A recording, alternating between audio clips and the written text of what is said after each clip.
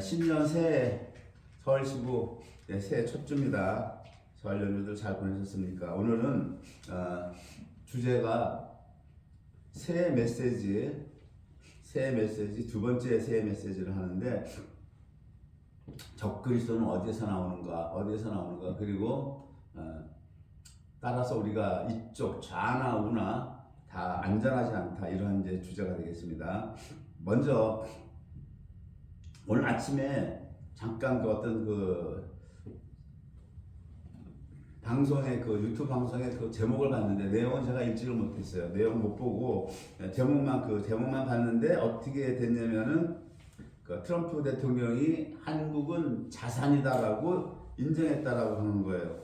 그 내용을 못 봤지만 그것을 읽었을 때 제가 하나님한테 참 감사를 드렸어요. 주님께서 대한민국을 선하시게 인도해 주셔서 트럼프 대통령 입에서 대한민국은 미국의 자산이다 이렇게까지 인정했다라고 하는 건 대단한 거죠. 트럼프 일기 때는 그렇게 출발하지 않았어요. 트럼프 대통령 이분이 주한미군이 필요 없다. 거기 쓸데없이 왜 있느냐. 대한민국의 값어치를 아주 평가절하, 미국에게 전혀 도움이 안 되는 국가로 봤습니다. 국가로 봤기 때문에 미국을 철수해야 되겠다. 그렇게 생각을 했는데 요즘에 어떤 전문가들이 얘기하는 거 보니까 미국의 보수 연구기관 헤리티지라고 하는 연구기관이 있는데 그 헤리티지 기관에서 보고를 올렸는데 트럼프 대통령이 그것을 듣고 보고서 우리나라에 대한 시각을 달리 가졌다라고 하는 거예요. 그래서 대한민국은 이제 쓸데없는 나라가 아니라 드디어 한국은 자기네 자산이다라고 이렇게 얘기가 나왔다라고 하는 겁니다. 너무나 감사했던 거예요. 이 시각이 미국에서 사실 대한민국에 대해서 한반도 지정학에서 우리가 한반도가 미국에게 필요하다라고 우리 스스로 얘기했지만 사실 과거에 그러지 않았단 말입니다. 한반도가 필요했으면 이승만 대통령이 그렇게 매달렸겠어요? 이승만 대통령이 그렇게 매달려서 자유대한민국을 여기 만들기 위해서 그렇게 애를 썼겠냐고요. 한반도가 미국이 그렇게 필요했으면은 6.25가 끝나고 나서 간다고 하는 거를 이승만 대통령이 얼마나 붙잡았습니까? 그렇게 시각을 안 가졌었어요. 안 가졌었는데 그래서 에치슨 라인 해가지고 에치슨 라인을 긋고 한번 철수했잖아요. 철수한 다음에 어떤 일이 일어났을까요? 6.25 전쟁 터졌죠. 6.25 전쟁이 마무리되고 나서도 또 휴전협정하고 나서 또 미군이 또 철수하려고 했다고요. 그걸 이승만 대통령이 붙잡은 거예요. 안 된다고. 한미동맹이 그때부터 이루어진 건데 이승만 대통령으로 인해서 이루어졌어요. 물론 그 뒤에는 하나님입니다. 물론 하나님이 다 하신 건데 그래서 한반도 지정하기 위해서 미국이 그렇게 중요하게 안 봤단 말입니다. 이제는 달리 보는 거예요. 이제는 아니구나. 이제는 한반도 지정학을 미국이 깨닫게 된 거예요. 네. 이것이 너무나 감사한 거예요. 그렇구나. 그리고 미국이 이 세계 나라를 구분을 할 때 5가지로 구분한다고 그래요. 이충근 박사님 그 영상을 보니까 5개로 구분을 하는데 첫째는 적이다. 적은 아닌데 적대적 관계다. 두 번째가. 세 번째는 이제 동맹이다. 네 번째는 이제 친구다. 5번째는 친구 국가는 아닌데 친구는 아닌데 그냥 가까운 이웃 정도다. 이렇게 5가지로 구분을 한다는 거예요. 근데 중요한 것이 적이라고 했을 때 어떻게 하느냐? 그때는 저걸 제거해야 될 국가라고 그래요. 저걸 제거해야 된다. 그래서 디커플링이라는 말을 쓴다라고 하는 거예요. 디커플링. 완전 제거해야 된다. 근데 적대적 관계는 제거까지는 할 필요가 없고 적은 아닌데 앞으로 적이 될 수 있는 요소가 상당히 많고 그러니까는 디리스킹이다. 그러니까 위험한 요소만 관리하자. 과거 바이든 정부가 중국을 디리스킹을 했어요. 적대적 관계를 본 거예요. 지금까지. 적은 아니다라고 본 거예요. 지금 과거 바이든 정부가. 이번에 물러났죠? 그러니까 디리스킹, 위험한 부분만 관리하자. 그래서 우리나라에다가 반도체 팔지 말아라. 중국에다가 배터리 팔지 말아라. 이런 위험한 관계만 관리를 했던 겁니다. 근데 트럼프 대통령은 어떻게 보느냐? 적대적 관계로 보는 게 아니라 뭐라고 그래? 적이라고 그런 거예요. 적.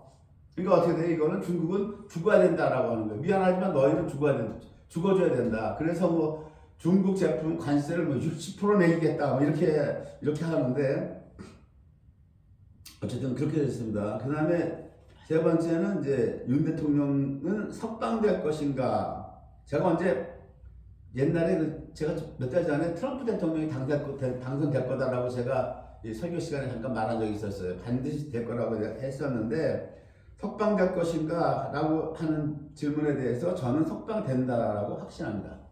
지금 모든 헌재나 이런 데서는 뭐 다 좌파 판사들이 있어서 안 될 거다라고 보지만 저는 될 것이다 라고 생각을 하고 있어요. 만약에 석방이 안 되면 이거 순서가 이제 조기 대선으로 가서 가면 분명히 이재명이 당선되는데 그렇게 되면 대한민국을 미국에서 잃어버리게 됩니다. 잃어버리게 되면 동맹을 잃어버리게 되는 거죠. 그러한 일을 미국에서 할 일이 없기 때문에 윤 대통령이 석방된다라고 저는 확신하는 겁니다. 자, 오늘은 이제 본문 우리가 적그리스도는 어디에서 나오는가 이거를 보기 위해서 주님이 말씀하신 부분을 우리가 먼저 살펴봅니다. 주님은 마태복음 6장 19절에 너희를 위하여 보물을 땅에 쌓아두지 말라. 거기는 종과 동록이 하며 도적이 구멍을 뚫고 도적질하느니라. 오직 보물을 하늘에 쌓아두라. 거기는 종이나 동록이 해하지 못하며 구멍을 뚫지도 못하느니라. 보물이라고 하는 건 값진 보석이죠. 값진 보석들입니다. 이런 거로 사람을 폐물로 한다고 그러죠.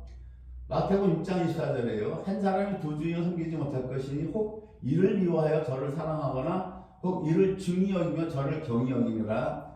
너희가 하나님과 재물을 겸하여 섬기지 못하느니라. 19절에서는 값진 보물을 땅에 쌓아두지 말고 하늘에 쌓아두라 그러고, 그러면 이번엔 보물이 아니라 재물이에요. 이 재물을 그 다음 절로 연결시켜서 그러므로 내가 너에게 이르노니 목숨을 위하여 무엇을 먹을까 무엇을 마실까 몸을 위하여 무엇을 입을까 염려하지 말라. 그 다음 절에 바로 이렇게 말씀하세요. 목숨이 음식보다 중하지 아니하며 몸이 의복보다 중하지 아니하냐. 그러니까 여기서 우리말로 재물로 번역이 됐지만 이것은 돈입니다. 돈. 머니예요. 머니. 하나님과 돈을 겸하여 섬기지 못하느니라요. 여기 재물이라고 되어 있는데 이거 정확하게 얘기해서 이건 돈입니다. 화폐를 얘기하는 거죠. 그러니까 주님은 지금 뭐예요? 보물도 안 돼. 머니도 안 된다라고 하는 거예요. 이게 산상수훈 6장에 제자도에 철저한 제자도라고 그러죠. 주님의 제자가 되겠다라고 결심한 사람들은 이 두 가지를 지켜야 돼요. 이 두 가지. 내가 주의 제자가 되겠다고 하는데 마음은 돈에 가 있다. 마음이 보물에 가 있다. 이거 나를 점검을 해야 되는 겁니다. 이것은. 그 다음 절입니다. 그 다음 절. 공중의 새를 보라. 심지도 않고 거두지도 않고 창고에 부어 들이지도 아니하되 너희 천부께서 기르시나니 너희는 이것들보다 귀하지 아니하냐? 그러므로 염려하여 이르기를 무엇을 먹을까 입을까 마실까 염려하지 말라. 그러죠? 이는 다 이방인들이 구하는 것이다 라고 하는 거예요. 너희 천부께서 이 모든 것이 너에게 있어야 할 줄 아시느니라. 너희는 먼저 그의 나라와 그의 의를 구하라. 그리하면 이 모든 것을 너에게 더하시리라. 예수님의 제자가 된다라고 하면은 먼저 하나님의 나라와 하나님의 의를 구하라. 그러면 이런 거 먹고 마시고 입는 거는 더해 주시겠다. 이렇게 말씀하셨죠.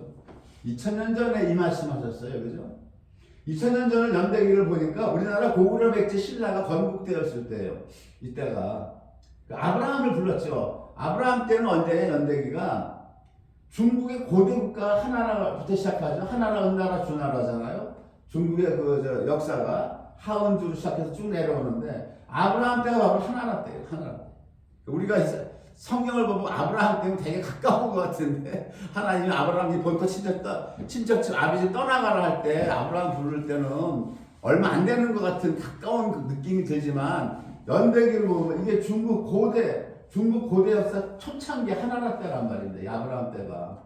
주님이 2000년 전에 우리나라 고구려 백제 신라가 개국될 때 그때 하신 말씀이에요. 2000년 전에. 누가복음 20장 24절을 보면은 데나리온 하나를 내게 보이라. 네 화상과 글이 여기 있느냐? 대답하되 가이사의 것이니이다. 그런즉 가이사의 것은 가이사에게로 하나님의 것은 하나님께 바치라 하시니. 2000년 전에 돈이 세금으로도 쓰였다라고 하는 거죠. 로마의 화폐가 그 당시에 기축통화가 되었다는 걸 이걸 알 수가 있어요 우리가. 왜냐하면 이스라엘이 식민지인데 식민지에서 로마의 그 가이사의 화폐가 그 데나리온으로 쓰였다라고 한 거는 로마가 모든 나라를 제패하고 나서 자기네 나라 돈으로 기축통화를 삼았다라고 하는 걸 볼 수가 있는 겁니다. 그거로 세금을 내라고까지 예수님이 말씀하셨으니까 그들이 마태복음 28장 12절입니다. 돈은 또 어떻게 쓰였는가? 세금으로도 쓰였고 그들이 장로들과 함께 모여 의논하고 군병들에게 돈을 많이 주며 가로되 너희는 말하기를 그의 제자들이 밤에 와서 우리가 잘 때에 그를 도적질하여 갔다고 하라. 이게 무슨 말씀이냐면 마태복음 마지막 28장이죠. 예수님의 부활이 없다, 부활하지 않았다라고 하기 위해서 그 군병들에게 돈을 많이 줬다, 뇌물을 주면서 그의 제자들, 예수님의 제자들이 밤중에 와서 우리가 잠잘 때, 로마 군병들이 잠잘 때에 그를 도적질해갔다. 예수님 죽은 시체를 도적질해갔다. 이렇게 하라고 이제 시킨 거예요. 뇌물로. 그러니까 돈은 그 당시 뇌물로도 사용됐다라고 하는 걸 알 수 있습니다. 전도서는 3000년 전이죠. 솔로몬 때니까. 지금부터 2000년 전이 아니라 3000년 전.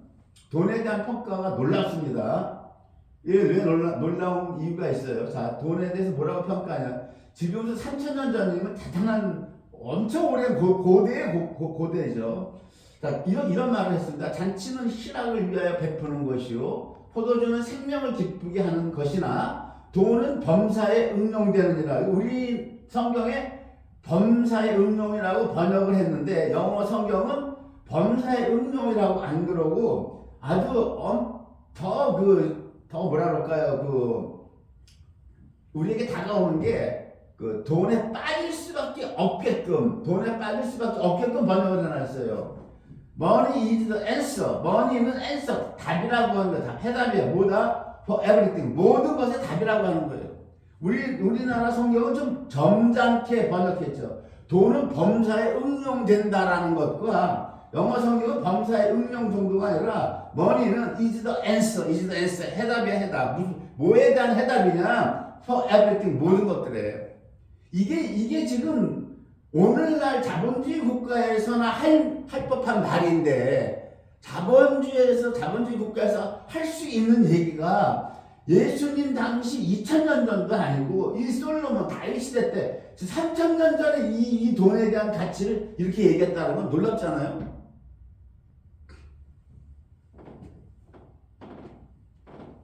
참 놀랍습니다 이게. 그래서 야고보 사도죠. 예수님의 친동생 야고보 사도는 야고보 4장 13절에 뭐라고 얘기합니까? 지금 믿는 성도들에게 하는 거예요. 교회에게. 들으나 너희 중에 말하기를 오늘이나 내일이나 아무 도시에 가서 장소가 나오죠. 거기서 1년을 유하며 시간이 나옵니다. 1년이나 시간이 나와요. 거기서 거하며 장사를 하자. 일을 벌이자 돈을 벌자 하는 자들아 내일 일을 너희가 알지 못하도다. 너희 생명이 무엇이뇨? 너희는 잠깐 보이다가 없어지는 안개니라. 너희가 도리어 말하기를 주의 뜻이면 우리가 살기도 하고 이것저것을 하리라 할 것이거늘. 우리가 주님의 뜻이면 우리가 이것도 저것도 하리라 할 것이거늘. 이게 마땅한데 어떻게 이렇게 너희가 너희 인생의 계획을 세워서 너희가 이렇게 하면서 이제 너희가 허탄한 자랑을 자랑한다라고 하는 거예요. 지금 아까 말했던 이런 거를, 이 계획을 허탄한 자랑을 자랑하니 이러한 자랑은 다 악한 것이라 그래요. 이 구절을 제가 어제 이걸 여기다 적으면서 지난번에 말씀했지만 출애굽기에서 34장 10절에 여호와 하나님 우리에게 말씀할 때 여호와로라 그죠? 은혜롭고 자비롭고 여호와 하나님 당신 자신을 말씀하시잖아요. 나는 이런 하나님이야라고 하셨을 때 우리에게 세 가지를 용서해 준다 그랬죠. 악과 과실과 죄라고 이거를 용서한다 그랬어요. 악과 과실과 죄. 근데 이 죄, 과실은 그냥 우리가 그냥 불순간에 실수로 범하는 거 이런 거 과실이죠. 허물. 죄는 이제 죄란 말이에요. 이 죄가 어디에 해당되는 겁니까? 법조항을 율법 조항을 어겼을 때 이걸 죄라고 그러죠. 죄. 근데 악은 죄보다 한 단계 더 올라가는 거예요.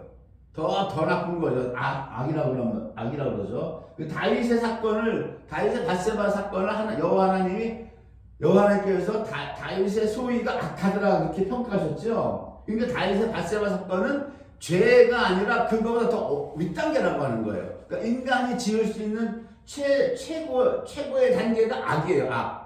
악이란 말입니다. 근데 하나님이 그 최고의 단계, 악과 과실과 죄도 용서한다. 이것이 나 여호와다라고 여호와 하나님 당신 자신을 그렇게 표현했단 말이에요. 설명해 주셨는데, 지금 여기서 우리가 오늘이나 내일이나 아무 도시에 가서 거기서 1년을 유하면서 거하면서 돈을 벌자라고 인생 계획을 자기가 세운 것이 우리는 죄라고 생각하는데, 성경은 죄가 아니라 악한 거라고 그러는 거예요. 지금 이것이 제가 어제 이걸 적으면서 세상 깨달았어요. 이게 죄가 아니로구나. 죄 정도가 아니라. 왜? 그러니까 설정이 주님이라고 그래요. 주님이면은 주님께 모든 걸 물어보고 주님께서 하라는 대로 해야 되는데, 우리가 일부는 주님이라고 하면서 내 인생을 내가 계획해서 산다는 게 그동안 우리 죄라고 생각했잖아요. 성경은 죄가 아니라 악한 거라고. 제가 어제 이거를 보고 세상 깨달으면서 좀 충격이 상당히 왔었습니다. 사실은 이게 죄가 아니라 악한 거로구나. 자, 이 세상 나라는 주님의 말씀과 정반대예요. 보물을 땅에 쌓아두지 말라고 그랬는데, 세상 나라는 나를 위해서 보물을 쌓아두는 나라입니다. 세상 나라는 먹고 마시고 입기 위해서 돈을 사랑하며 돈을 모으려고 하는 게 세상 나라예요. 세상 나라는 뇌물을 가져다 주어서라도 자기 문제를 해결하려고 하는 게 나라예요. 이 출애굽이라고 하는 이것은 이런 세상 나라에서 떠나라는 거예요. 우리가 떠나라 이 얘기입니다. 우리가 사는 이 마지막 때에 돈에 대해서 초월해서 살기가 쉽지 않은 세상입니다. 그러나 주님 그렇게 명령하고 계시고 우리 이 명령대로 순종해야 돼요. 해야만 되는 겁니다. 이것이. 그리고 오늘은 이제 이 적그리스도가 어디에서 나오는가. 오늘 주님이 이 돈에 대해서 말씀하셨는데, 주님 와서 지금 보물과 이 재물, 머니만 얘기했어요. 그 머니만 얘기했는데, 지금 이제부터는 우리가 머니를 떠나서 자본에 대해서 살펴봐야 됩니다. 예수님 당시에 자본가라는 게 없었던 시기예요. 자본가라는 게 돈이 여러 가지, 지금 여기 성경에서 하는 여러 가지 용도로 뇌물로도 쓰이고, 모든 것에 answer for everything, 모든 것에 해답이었다라고 전도서에서 이렇게 얘기를 해요. 그러나 분명한 것은 이 돈이라고 하는 것은 이 당시 2000년 전, 3000년 전에는 인류는 농업시대, 1차 산업시대에 살았단 말이죠. 즉 2차 산업, 3차 산업, 이런 4차 산업이 없던 시기죠. 단지 농경시대예요. 농경시대에서는 쌀과 밀과 곡물 이런 것들 수확이 풍성하냐, 흉년이 들어서 이게 흉년이냐, 이게 가장 큰 관건이었어요. 돈이 관건이 아니라, 돈이 아무리 많다 하더라도 소출량이 적으면은 흉작일 경우는 그 돈으로 그것을 어떻게 해볼 방법이 없는 거예요. 돈으로 그걸 구원해낼 방법이 없었어요. 무역도 그냥 옛날에는 크게 했던 때도 아니었었고, 요즘에는 무역이 활발하니까 우리가 뭐 소출이 적어도, 흉년이 들어서 소출이 적어도 무역으로 다른 나라에서 우리가 수입을 하면은 먹거리가 해결되지만 1차 산업시대 때는 돈의 활용도가 지금처럼 광범위하지 못했다라고 하는 겁니다. 그래서 농경시대 때는 관심이 돈보다 토지와 땅에 있었어요. 얼마나 많은 영토를 가져야, 토지가 많아야 소출이 많이 나오니까 땅이 관건이었어요. 땅. 그래서 이 고대 시대 때도 전쟁이 그렇게 많았던 겁니다. 전쟁이.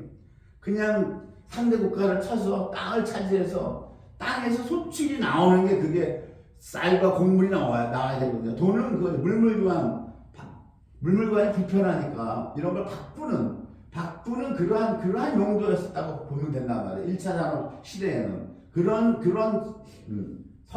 용도로서 돈이 쓰임이 여러 가지로 쓰였다라고 하는 거죠. 그러니까 이때까지만 해도 자본이라는 게 없었어요. 자본가라는 게 없었어요. 자본가라는 건 언제부터 등장을 해야 되냐? 이것을 자본가라고 하는 말은 2차 산업, 즉 영국의 산업혁명이 시작되면서부터 자본가라는 말이 나오는 거예요. 이 세계사를 보면은 그 전까지는 없었어요. 그럼 영국 산업혁명이니까 어떻게 지금부터 약 300년 전이라는 얘기예요. 300년 전에. 돈과 자본이라고 하면 다른 겁니다. 차원이. 제가 며칠 전에 그 영상 하나 45분짜리 영상을 봤는데 대단한 관찰력을 가지고 이 영상을 제작한 여성분인데 그걸 쭉 보면서 45분짜리를 제가 다 할 수 없고 한 10분 정도만 제가 소개시키려고 그래요. 저도 몰랐던 부분을 그 영상을 보면서 너무나 깨닫게 됐어요. 그래서 이걸 오늘 소개시키려고 합니다. 자, 그분이 그 영상을 제가 이제 이렇게 글로 적은 거예요. 프랑스 혁명이 1789년에 일어났는데 우리가 교과서에서 학교 다닐 때 역사 선생님으로부터 배웠던 블란서 혁명사 그거를 여러분들도 그렇게 알고 있을 거라고요. 저나 여러분이. 근데 이분은 그걸 뒤집는 거예요, 지금. 서양 근대사를 만든 중요한 사건이자 프랑스 혁명은 인류를 근대사회로 진입시킨 결정적 사건으로 기록되어 있습니다. 이분이 하신 말씀은 역사는 많이 왜곡되어 있다라고 하는 거예요. 역사는 중국 고대사도 왜곡되어 있고 일본의 근대사도 왜곡되어 있고 동북공정도 왜곡되어 있고 특히 프랑스 혁명도 역사가 왜곡되어 있는데 그 중에서 이분이 프랑스 혁명 왜곡된 것을 지금 이 영상에 담은 거예요. 그러나 문제는 이 말만 사실이었다라는 거예요. 프랑스 혁명이 서양 근대사를 만든 중요한 사건인데 그것만 사실이었다. 프랑스 혁명은 민중의 열망이라는 아무런 관련이 없는 사건입니다. 민중의 열망과는 아무런 관련이 없다. 이 거대한 날조다. 프랑스 혁명은 날조된 거라고 하는 거예요. 날조의 민낯을 지금부터 보여드리겠습니다. 이 사건을 바로 그럴듯하게 포장해 준 것이 바로 프랑스 혁명의 인권 선언문입니다. 우리는 이 선언문을 통해 혁명의 정신과 본질을 접했습니다. 자유, 평등, 박애, 시민, 공화정 등 이것은 인권 선언문에 수십 차례 등장하는 키워드입니다. 프랑스 혁명을 기획할 당시 이 선언문을 작성한 자들은 지나칠 정도로 이 단어들을 강조해 놓았습니다. 이들이 선언문을 통해 전달하려고 했던 핵심 메시지는 사람은 자유로우며 평등한 존재이기 때문에 모든 시민들이 소유권을 보장받아야 한다는 것입니다. 이 프랑스 혁명의 이 중요한 것이 선언문의 핵심 전달 메시지가 모든 시민이 소유권을 보장받아야 된다. 즉 나라의 모든 부가 시민들에게 균등히 돌아가야 한다는 것입니다. 나라의 모든 부가. 그들은 절대 왕정에게 집중되어 있던 부와 권력을 시민들이 나눠 가져야 한다고 주장했습니다. 이처럼 개인의 소유권을 보장하자는 취지에서 프랑스 혁명은 시작되었습니다. 그러나 선언문의 내용과 대중의 현실은 너무도 달랐습니다. 예나 지금이나 평등하게 개인이 소유할 수 있었던 세상은 단 한 번도 없었으며 그런 세상은 존재할 수도 없습니다. 그렇다면 프랑스 혁명을 기획한 세력들은 도대체 무엇으로부터 시민의 평등한 분배와 자유를 보장하려 했었던 것일까요?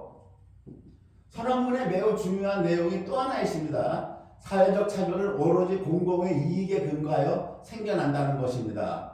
여기서 말하는 공공의 이익이 도대체 무엇인지 그리고 그들이 어떤 권한으로 이것에 위배될 경우 사회적 차별을 두겠다는 건지 모호한 부분입니다. 또 중요한 것은 공공의 이익을 판단하는 주체가 누가 되느냐입니다.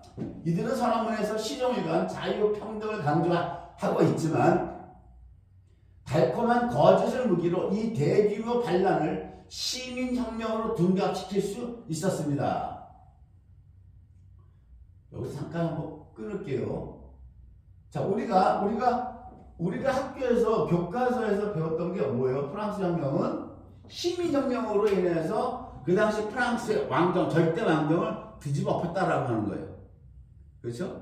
시민혁명이 시민들이 봉기해서 그냥 왕들이 그냥 막 포갑을 하고 왕과 귀족들이 그냥 그 부르주아 계급들이 그 폭정을 해서 거기 견디지 못해서 시민들이 농민들이 들고 일어났다. 그렇다면 이거 과거로 조선조 때 동학혁명 이런 식이란 말이에요. 동학혁명은 막 그 실패로 끝났지만 그렇게 해서 프랑스 혁명사가 된 거라고 하는데 지금 뭡니까? 이 시민혁명은 포장됐다라고 하는 거예요. 앞으로 정부와 의회가 법을 만들어 자신들의 직접 시민의 자유를 판단하겠다는 것으로서 그러니까 시민혁명을 부추긴 뒤에 보이지 않는 어떤 세력들이 있었다라고 하는 겁니다. 지금 예? 이 교과서에서 그런 게 안 가르쳐줬잖아요. 이게 왜곡이라는 거라. 교과서에서는 농민들이 들고 일어나서 뒤집어 엎었다라고 그러는데 지금 이분은 뭐라고 하냐면 농민들이 들고 일어나서 뒤집어 엎은 게 아니라 농민들이 들고 일어날 수 있게 뒤에서 부추긴 어떤 보이지 않는 세력들이 있었다라고 하는 거예요. 지금 자, 앞으로 정부와 의회가 법을 만들어서 자신들이 직접 시민의 자유를 판단하겠다라는 것으로서 왕실을 향한 강한 도전 의지가 바탕에 깔려 있는 것이라 할 수 있습니다. 그러니까 왕실에 도전해서 왕실을 뒤집어 엎으려고 하는 어떤 세력들이 그 세력들이 시민들을 부추겼다라고 하는 거예요. 지금 자, 프랑스 혁명은 정의도 아니고 선도 아니었습니다. 단지 유럽의 대중 앞에서 왕권 분기의 정당성을 얻기 위한 핑계였을 뿐이며 여기에 이용된 게 시민이라는 선도 문구였습니다. 이게 프랑스 혁명의 본질입니다. 시민들이 주인이 되는 세상을 만들겠다는 거짓 선전으로 왕권을 무너뜨려 자신들의 세상을 만들려 했던 것입니다. 그리고 그들의 계획은 성공하게 됩니다. 성공하게 됩니다. 이렇게 만들어진 새로운 세상은 지금까지 현재까지 이어져 내려오고 있으며 우리는 이것을 공화정이라고 부릅니다. 공화정. 프랑스 역사학계에서 인권선언문은 성역으로 자리 잡았어. 성역이라고 하는 건 뭐예요? 누구도 타치 못한다라고 하는 겁니다. 성역은. 이것을 재해석하려는 그 어떤 시도도 용납되지 않습니다. 프랑스 혁명의 그 역사성을 다시 재해석하려는 게 용납되지 않는다라고 하는 거예요. 학계의 기득권들에 의해 철저히 봉쇄되어 있습니다. 관련된 논문 작성이나 출판 행위를 시도하는 자들은 조용히 매장당했습니다. 그것에 대해서 새롭게 논문을 작성한다든지 그것이 프랑스 혁명의 그 본질을 파헤치려고 하면은 그런 자들은 매장당했다라고 하는 거예요. 당시 왕정을 무너뜨리는 중심에 계몽주의자들이 있었습니다. 우리가 계몽 시대가 있었죠. 중세 때. 근데 이 계몽의 궁극적인 목적은 시민들을 계몽하려고 하는 게 목적이 아니라 왕권을 무너뜨리고 상공인과 금융인이 주인이 되는 세상을 만드는 것이었습니다. 그렇다면 여기서 지금 시민들을 부추겨서 프랑스 혁명을 일으키게 한 그 뒤에 보이지 않는 세력들이 누구냐? 상공인과 금융인이라고 하는 거예요. 이 세력들이 상공인과 금융인. 그러니까 금융인은 누구예요? 자본가예요. 자본가. 이 자본가가 어디서 나왔느냐? 바로 2차 산업이 있고 나서부터 자본가가 생긴 거란 말입니다. 돈이 있을 때는 이런 게 있을 수가 없는 거고, 그냥 부자 정도, 이 정도 갖고는 안 되는 거고. 자, 오늘날 세계의 모습도 그때와 크게 다르지 않습니다. 각 나라의 정치인들은 허수아비일 뿐, 이게 중요한 거죠. 허수아비일 뿐이라고 하는 거예요. 실질적인 외교는 극소수 자본가들과 다국적 기업들이 담당하고 있습니다. 그 당시에 우리가 중세 왕정기는 왕과 귀족에게 모든 부와 권력이 집중되어 있고 백성들은 고통받는 그 암울한 시대, 살았다. 우리 교과서에서 역사 시간에 그렇게 배웠다고요. 역사 선생님들한테 그렇게 배웠어요. 그러니까 역사 선생 가르친 선생님들도 그렇게 배운 거야. 그렇게 배웠기 때문에 우리도 그렇게 가르치는 거예요. 응? 근데 이분은 그걸 뒤집는 거예요. 그러나 그렇지 않았습니다. 그래서 어땠느냐? 중세 유럽 때 왕정기가 어땠느냐? 우리나라 같은 경우는 뭐 조선조 역사에 다 나오지만 당시 유럽이에요. 유럽의 거의 모든 왕조가 프랑스뿐만이 아니라 그 옆에 인접한 나라들 모든 왕조는 궁핍한 재정 상태로 국가를 이끌었다라고 하는 거예요. 우리가 알고 있듯이 왕과 귀족이 풍부한 부와 권력이 집중되어 있지 않고 매우 궁핍했다라고 하는 거예요. 왜 궁핍했느냐? 그것은 모든 사회 기반 시설들, 요즘 말로 도로를 닦는다든지 사회 기반 시설이잖아요. SOC, 그죠? 모든 사회 기반 시설들을 왕의 돈으로 해결해야 됐기 때문에 그런 구조였다라고 하는 거예요. 왕의 돈으로 해결해야 됐다라고 하는 거예요. 내가 이걸 보면서, 들으면서, 이건 그렇겠구나, 생각이 들어요. 뭐, 우리나라 같으면 세금을 걷어다 쥐어 짜가지고 했을지 몰라도, 이 유럽이라는 나라는 그렇지 않았다는 거예요. 모든 나라들이 다 그랬다라고 하는 거의 다. 왜? 왕이 최고 위에 있으니까. 당신이 하세요. 당신 돈으로. 거둔 세금 갖다가 하세요. 이렇게 된 것 같아요, 이게. 그렇기 때문에 왕은 나라의 모든 이러한 사회 기반 시설들을 해결하는데 돈을 썼기 때문에 항상 가난했다라고 하는 거예요. 항상 돈이 가난했다라고 하는 거예요. 그리고 완전 유럽의 이 사람들은 세금도 10%만 냈다래. 10%만. 왕실 정책 기조가 10% 이상 백성들에게 세금을 걷지 않았다라고 하는 거예요. 지금 우리 세금 얼마 내요? 지금 우리 거의 30% 40% 내요. 40% 50% 내는 데도 있어요. 그런 나라도 있다고. 자, 주변의 자본가 또는 고리대금업자에게 또는 귀족에게 돈을 빌려했다라고 하는 왕이 가난했기 때문에. 그래서 돈을 빌려서 또 사업을 해야죠. 국가를 위해서 사회 기반 시설을 닦고 이러려면 또 고리대금업자 이들이 누구? 이들이 자본가들의 돈을 빌려서 이제 또 투자를 해주고 왕이 이렇게 했다라고 하는 겁니다. 우리가 역사 시간에 배웠던 왕은 그저 사치나 누리고 권력이나 휘둘리면서 백성에게 폭정이나 했던 이런 이미지가 아니었었다라고 하는 거예요. 자, 그러니까 왕은 이 빌린 돈, 고리대금업자 자본가에게 빌린 돈을 갚아야 되는데 이걸 갚기 위해서 어떻게 하냐? 부득불 전쟁을 일으킬 수밖에 없다라고 하는 거예요. 전쟁을 일으켜서 상대국을 뚫어앉혀야 된다라고 하는 거예요. 상대국가를 약탈하거나 그들에게 전쟁 배상금을 획득해야 했습니다. 그 당시 유럽이 이러한 여건이었다라고 하는 겁니다. 빚을 상환할 여건이 안 될 경우 그들의 그 빚을 빌린 고리대금업자나 이런 사람들에게 너희가 직접 세금을 걷어서 가져가라. 이렇게 했다라고 하는 겁니다. 그리고 중세 시대 때 땅은 어떤 개념이었냐? 우리가 알기로 그냥 땅도 다 왕과 귀족이 다 가져간 거라 알고 있었지만 그 당시 땅은 철저하게 공동 사용 개념, 요즘은 토지의 공개념이죠. 그 개념이었다라고 하는 거예요. 왕이 토지를 소유하지 않았다라고 하는 겁니다. 왕은 어떻게 하냐면 귀족들에게 땅을 주면서 그 귀족들에게 농민들에게 땅을 분배해주라고 명령을 했다라고 하는 거예요. 그래서 땅을 귀족들을 받아서 농민들에게 나눠주고 그 농민들에게 농사를 지을 수 있는 권한을 부여하고 그 농민들이 받은 땅을 계속 상속해 내려가게끔 했다라고 하는 거예요. 상속해서. 그러니까 농민들은 뭐다? 자기들 땅이 있었다라고 하는 거예요. 소유하는 땅이 오히려 이 당시에 왕과 귀족이 땅이 가장 적었다라고 하는 거예요. 소유한 땅이 가장 적었다라고 하는 거예요. 그러니까 이런 모든 것들이 역사가 왜곡되고 날조되고 사기 역사를 지금까지 우리가 교과서대로 학교에서 배워왔는데 이걸 뒤집으려고 하면은 매장시켰다라고 하는 거예요. 지금까지. 프랑스 혁명사가 이런 게 아니었다라고 실체를 까발리려고 하는 세력들은 다 죽였다라고 하는 겁니다. 왕실의 정책 기조가 백성의 소유권은 절대 빼앗지 않는다라고 하는 거예요. 노동시간이 어땠냐면 중세 왕실 왕정 때는 하루 노동시간이 5시간이었다라고 하는 거예요. 그러나 프랑스 혁명 이후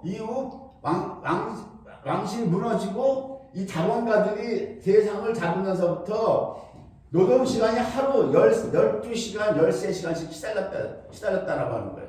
노동시간이 하루에. 공장에서 일을 하는데 하루에 12시간, 13시간을 해서 백성들의 파김치가 됐다, 파김치가. 그래서 이게 오랜 협상 끝에 투쟁을 하고 협상 끝에 지금 하루 8시간 근로 노동으로 이게 자리 잡은 게 이렇게 자리 잡았다, 이건. 지금. 기본 8시간 노동이라고 하는 게요. 그럼 왕정 때는 어땠느냐? 하루 5시간만 일했다라고 하는 거예요.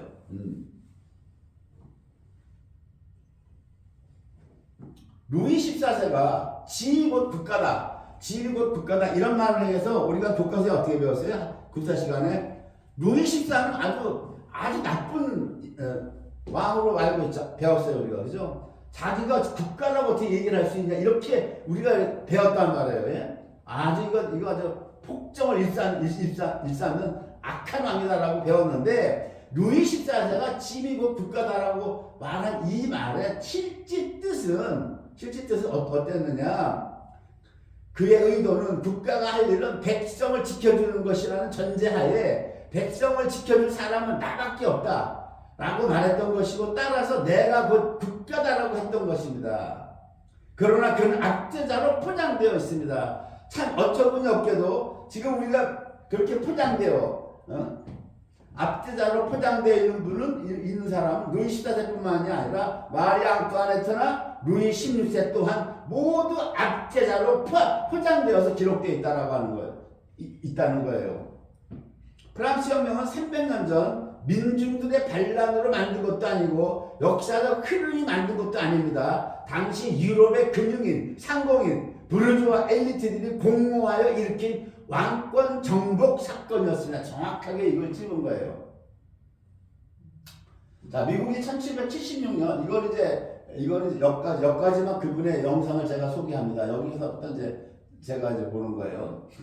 자, 미국이 1776년 독립을 하는데, 제가 미국이 독립할 때, 그 드넓은 땅을 살 때, 미국이 메이플라워가 영국에서 배 타고 와가지고서 인던들하고 싸우기 힘들게 개척을 하는데, 그 넓은 땅을 살 때 도대체 돈이 어디서서 그 넓은 땅을 샀는가? 그게 무척 궁금했어요. 궁금해서 이렇게 검색을 해봐도 잘 나오지가 않는데, 저 검색을 해보니까 딱 한 군데가 나오더라고요. 미국이 1770년 프랑스의 원조를 받아 영국의 식민지였던 땅을 사고 독립을 선언한다라고 나와요. 그러니까 미국이 독립을 할 때 미국의 국토를 살 때 프랑스 원조가 받았다라고 하는 거예요. 프랑스의 자본이 들어갔다라고 하는 거예요. 유다 자본이 들어갔다는 거죠. 바로 우리가 얘기하는 프리메이슨들의 유럽 자본이 들어갔다라고 하는 거가 되는 겁니다. 그래서 미국이 자유여신상을 프랑스로 보내죠. 다른 나라도 아니에요. 딱 프랑스는 자유여신상을 고맙다고 보낸 게, 그때 미국이 독립할 때 땅을 사려고 하는데 돈이 없을 때 프랑스가 도와줘서 이게 감사해서 자유여신상을 보낸 게 아닌가, 저는 나름대로 그렇게 생각을 한번 해봅니다. 자, 영국의 패권이 미국으로 넘어간 것도 결국 일루미나티의 자본 세력들에게 영국이 무릎을 꿇었다고 보는 것도 이것이 무방한 것입니다. 자, 적그리스도가 어디에서 나오느냐? 적그리스도가 나오는 것은 우리가 다니엘서 7장과 8절을 보면 이들이 적그리스도가 자본과 세력에서 나온다는 걸 우리가 알 수 있어요. 그래서 여기서 보면은 자본주의, 우리가 사는 자유민주주의 뒤에, 자유민주주의 국가는 이 뒤에 뭡니까? 거대한 자본주의가 떠받쳐 주는 거예요. 떠받쳐 주는 거라고요. 그래서 자유민주주의도 공산권도 다 믿는 사람들에게는 안전한 곳이 아닙니다, 여러분. 자, 우리에게 안전한 것은 하나님 품밖에 없어요. 다니엘서 7장 7절, 내가 밤 이상 가운데 그 다음에 뭐 넷째 짐승을 보는 거예요. 이 넷째 짐승이 바로 적그리스도인데 어떻게 표현을 하냐면 무섭고 놀랍고 또 극히 강하고 큰 이가 천류됐다라고 하는 거예요. 뭐든지 천류된 이는 뭐든지 먹을 수가 있어요. 먹고 부서뜨리고 나머지는 발로 밟았으면 이 짐승은 전에 모든 짐승과 다르다라고 하는 거예요. 또 뿔이 열이 있으면 이 열이 있다라고 하는 열뿔이 계시록에서 열뿔을 왕이라고 그러죠. 왕이 10명이 왕이 10명. 그렇죠? 왕이 10명입니다. 10명. 이 10명이 이 적그리스도를 바치고 나오는 거예요. 그래서 열뿔이 있어서 그 다음 주 다니엘서 7장 8절이죠. 내가 그 뿔을 유심히 봤는데 그 열뿔 중에 다른 작은 뿔이 사이에서 나더니 이러죠. 나더니 먼저 뿔 중에 셋이 그 앞에 뿌리까지 뽑혔으며 이 작은 뿔에는 사람의 눈 같은 눈이 있고 또 입이 있어 큰 말을 하였느니라. 적그리스도를 떠받치는 10명의 왕들이 있는데, 그러니까 이 말씀은 무슨 말씀이냐? 10명의 왕, 적그리스도가 세상을 통일해서 다스리는데, 이 10명의 왕을 12분으로 나눠준단 말이에요. 나눠줘요. 이 나아바리를. 그래가지고 10명의 왕이 12분, 이 세계를 뭐 봉건주의 국가식으로 다 다스리는 거예요. 다스리는 이 위에 통일로 된 게 적그리스도라고요. 적그리스도. 여기서 가장 강력한 게 누구였었냐? 중국에서요. 중국을 10뿔 중에 가장 위대한 뿔로 만들어 주려고 했던 것이 미국의 정책이었는데, 중국이 들고 일어나니까 패권에 도전하니까 이걸 쳐버리는 거라고요. 이걸 가장 위대한 뿔로 만들어 주기 위해서 우리 난한도 중국으로 넘겨주려고 했던 거예요. 근데 이게 하나님밖에 없어요. 하나님이 보호하사, 기도하니까 하나님이 보호하사 이걸 뒤틀어버리신 거라고, 하나님이. 안 그랬으면 기도 안 했으면 먹힌 거라고, 이거 지금. 자. 그래서 이게 열뿔이, 근데 다니엘서 성경대로 결국 이 열뿔이 형성돼서 적그리스도가 나오는데, 얘가 다 먹는데. 아까 지금 이 자본가들이 뭐라고 얘기했어요? 프랑스 혁명 때, 인간은 자유로우며, 이 선언문에서, 인간은 자유롭고 평등한 존재이기 때문에 모든 시민들이 소유권을 보장받아야 된다. 나라의 모든 부가, 왕정기 때 그 왕들이 갖고 있던 모든 부를 시민들에게 균등히 나눠줘야 된다라고 거짓말을 했잖아요. 거짓말로. 그래 놓고 이 자본가들이 다스리는 세상이 되면은, 왕정기 때 이 왕들은 돈이 없었잖아요. 그래서 아까 설명했죠? 거꾸로 자본가가 다 잡아먹는 거예요. 이게 지금 내가 보니까 강하고 큰 천리가 있어. 먹고 부서뜨리고 나머지 발로 밟았다. 이 얘기를 하죠. 자본가들이 뒤에 배후에 있어요. 여기 적그리스도가 나오죠. 적그리스도가. 여기 세상, 이제 자유민주주의 세상이라고. 이걸 다 통일을 시켜서 다스릴 때가 나오는데, 어떻게 잡아먹는다는 거예요, 지금? 어떻게, 뭘 빼들어 먹는다는 겁니까? 그냥 막 억압적으로 그거 아니에요, 지금. 지금 어떻게 돼요? 이미 AI가 등장하죠? AI가 등장하고, 많은 사람들이 전문가들이 하는 말이 AI가 등장하면은 많은 사람들이 직업을 잃는다는 거예요. 많은 사람들이. 그거 뭐예요? 다 잡아먹기 위해서. AI를 왜 만들어내느냐? 잡아먹기 위해서. 실업자가 대량 발생한다라고 하는 거죠. 고학력군. 어떤 엘리트들도 이제는 소용이 없다라고 하는 거예요. 아무리 좋은 대학을 나와도. 왜? 판사니 변호사니 AI가 다 한다는 거예요. 거기다가 이 자본가들이 어떤 거를 지금 연구하고 있어요? 로봇이죠. 로봇을 보니까 1990년부터 로봇을 만들어냈는데, 그때 로봇이 형편이 없어. 밀면 툭 넘어지고 그랬는데, 지금 로봇은 어때요? 사람 수준이에요. 팔다리가 유연하게 걷고 이제 일을 한다고. 이 AI에다가 로봇을 연결시키면은 어떻게 됩니까? 공장에서 일하는 노동자들까지 다 실직당하는 거예요. 실직당하는. 힘들어서 기피한다는 3D 직종 있죠.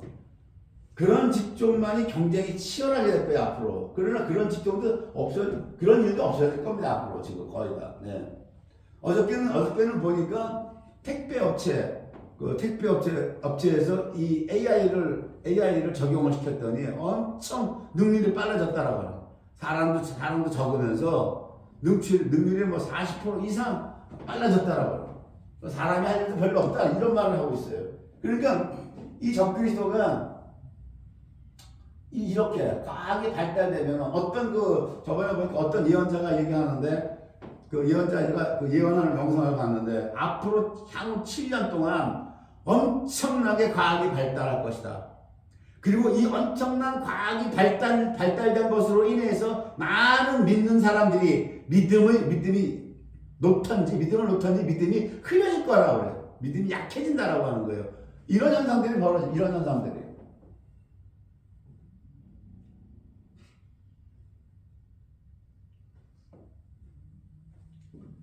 앞으로 대한민국은 무슨 뭐 앞으로 잘 나갈 것이다 이런 분석도 많이 있는데 잘 나가든지 못 나가든지 성경대로 세상은 이런 세상이 오는 거예요. 이런 세상에 살아남으려면 우리는 어떻게 됩니까? 우리는 기도하는 수밖에 없어. 하나님 백성은 이 자본가가 나오는데 자본가는 어디서 나오느냐? 자본가는 지금 뭐 세계 부자 1위가 무슨 뭐 일론 머스크다, 2위가 뭐 베르나르 아르노다, 뭐 3위가 뭐 제프 베이조스 아마존 뭐 CEO다, 4위가 뭐 앨리슨 뭐 오라클 창립자다, 5위가 저커버그, 6위가 뭐 빌 게이츠, 7위가 워렌 버핏 뭐 이렇게 9위가 구글 창업자, 10위가 무슨 마이크로소프트 창업자 뭐 이렇게 나오는데 이런 분들은 자본가들이 아니라 이런 분들은 뭐 재산이 뭐 일론 머스크가 300조를 갖고 있죠. 300조인데 이런 분들은 자본가들이 아니에요. 이 위에 그렇다면 사우디 빈살만 왕세자는 2,800조를 가지고 있는데 이런 게 아니고 이런 분들도 물론 큰 자본을 갖고 있긴 하지만 이 거대 자본은 이런 자본이 아니라 록펠러나 로스차일드 같은 그런 사람들이 갖고 있는 유대 자본입니다. 이런 자본가들 중에서 앞으로 세상을 집어삼키는 적그리스도가 나온다라고 하는 겁니다. 우리가 살아남은 거는 다시 한번 말씀드리지만 기도밖에 없어요. 기도밖에 없고 그리고 오늘 참 제가 맨날 잊어버렸는데 부탁드리고 싶은 것은 영상을 보시는 분들 중에 댓글창은 항상 열려 있으니까 궁금한 거 있으면은 댓글창으로 댓글 좀 달아주시고 어떤 것이 궁금하다라고 달아주시면 제가 그런 것이 많이 들어오면 제가 그런 것을 한꺼번에 이렇게 모았다가 한번 이렇게 하려고 그래요. 많이 활용해 주세요. 댓글창 그냥 영상만 보고 나가시지 마시고 궁금한 거, 모르는 거 이런 거 있으면은 물어봐 주시면 제가 아는 대로 소상히 답변에 올리도록 하겠습니다. 감사합니다. 여기서 마치기로 하겠습니다.